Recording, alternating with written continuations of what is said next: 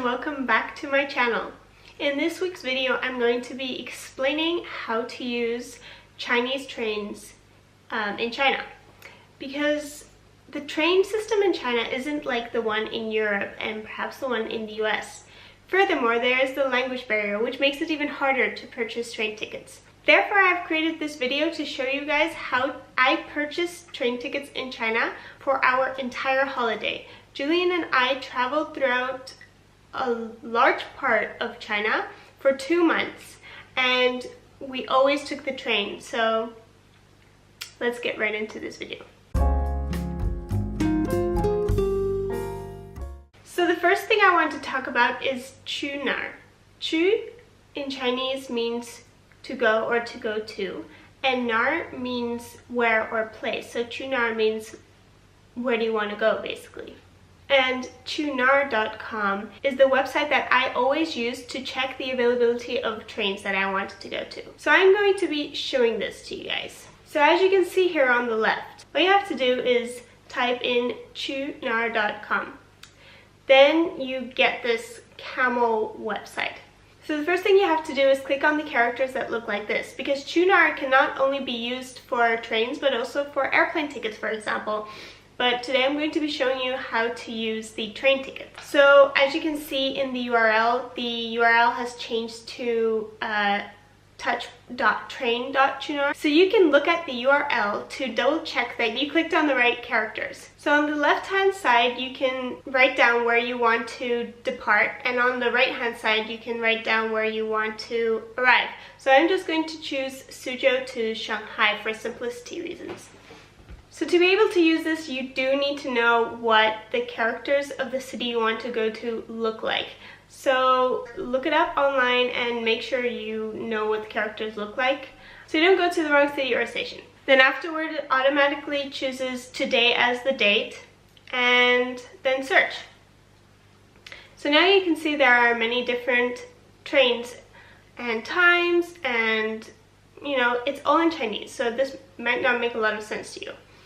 So if we click on the first option as an example, you can see that on the left hand side you have the time that the train departs, and the station, and above that you can see the station that the train departs from.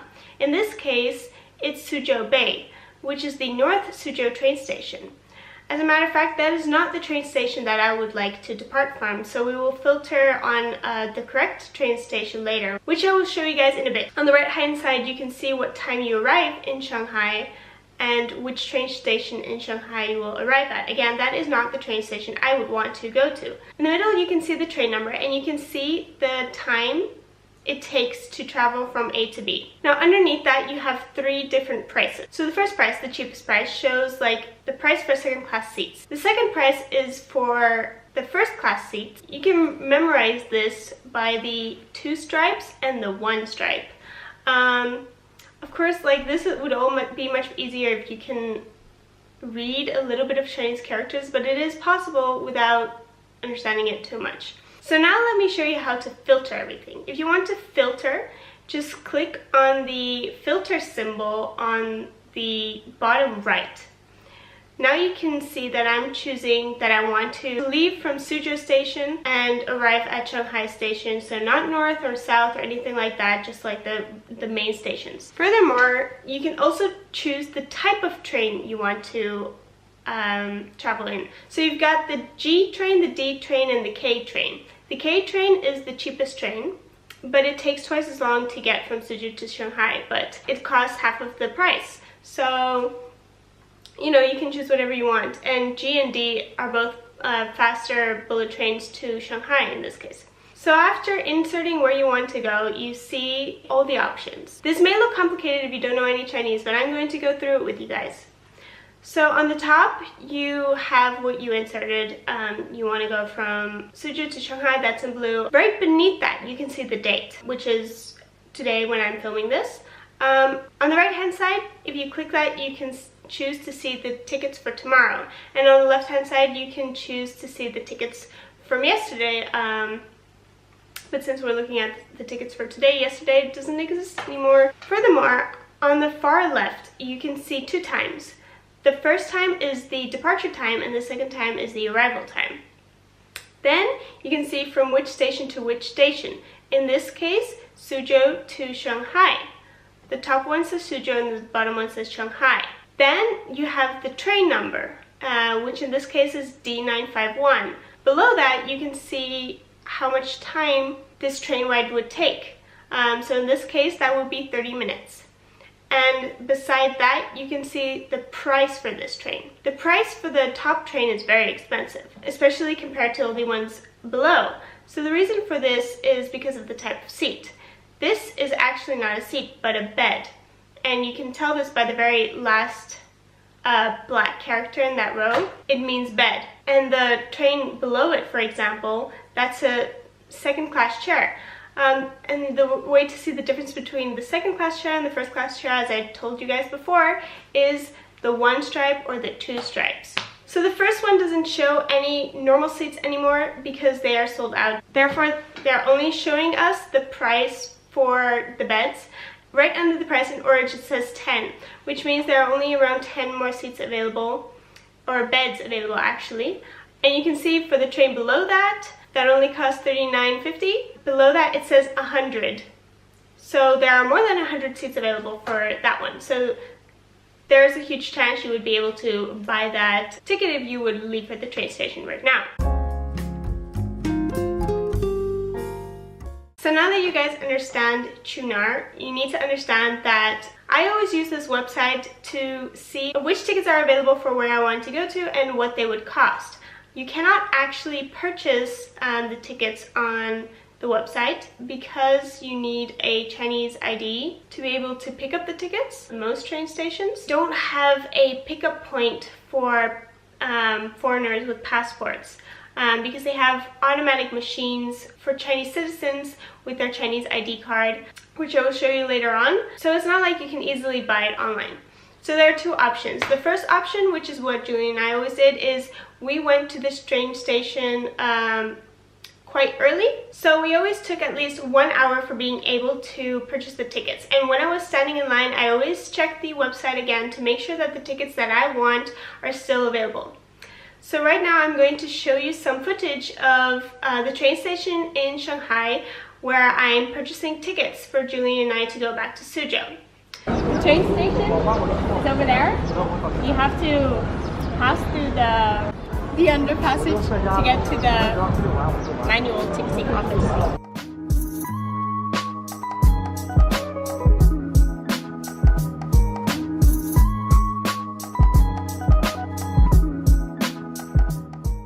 The rest is automatic, not for foreigners, since we do not have a Chinese ID card. It can only be used with Chinese ID cards. So here I'm just standing in line with my passports because you need to give your passports to the guy behind the counter to be able to order your tickets. So I just tell them I want to arrive in Suzhou. So I just tell them, good morning or good evening, I would like to arrive in Suzhou. You should learn the word arrive, which is dao, because you can't really order tickets in English because the people behind the counters cannot speak English. So just say 我要到 Suzhou, which means I would like to arrive in Suzhou. And I show them the train number. Do you guys remember the train number? I show him the train number, so you can literally type in the train number and see the exact train that I want. I give him my 2 passports, he types in the information, he gives me the tickets. So the tickets you get in China has your name on it, has your seat number on it, and everything. So after you buy the tickets, you have to go through security. And the first time I took Julian through security, he was so surprised about how much effort it is to buy a ticket and go through security and everything, because usually it takes us about an hour, at least. As you saw in the clip just now, the line in Shanghai at that moment was not very long at all, but in Suzhou the lines were always at least an hour to buy tickets. But there are less automatic machines there, and that's why all the Chinese also stand in line to manually buy tickets. The second way to buy tickets is through an agency. Near the university, very close to the university, there's a KFC. Next to the KFC, there's a clothing repair store. And I don't think I have any footage of this, so I'm sorry. I'm just gonna have to explain this to you guys.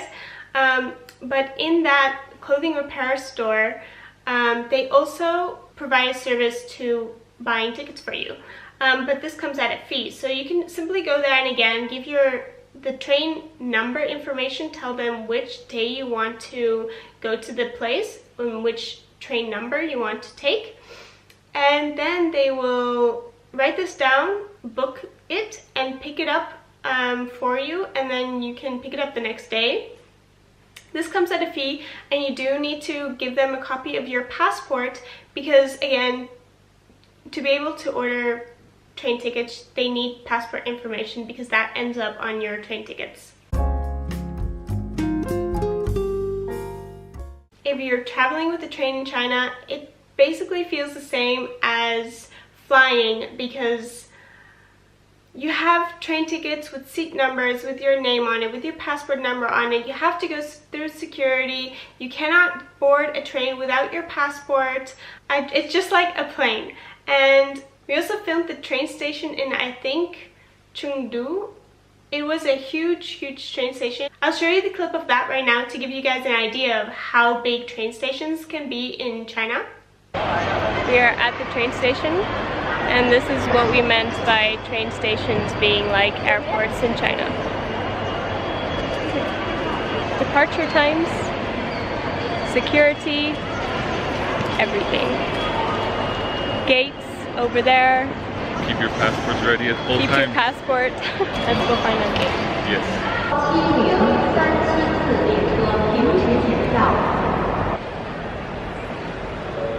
So some other footage I would like to show you is of Julian and I in our 20-hour train ride from Panjin, which is above Beijing, back to Suzhou.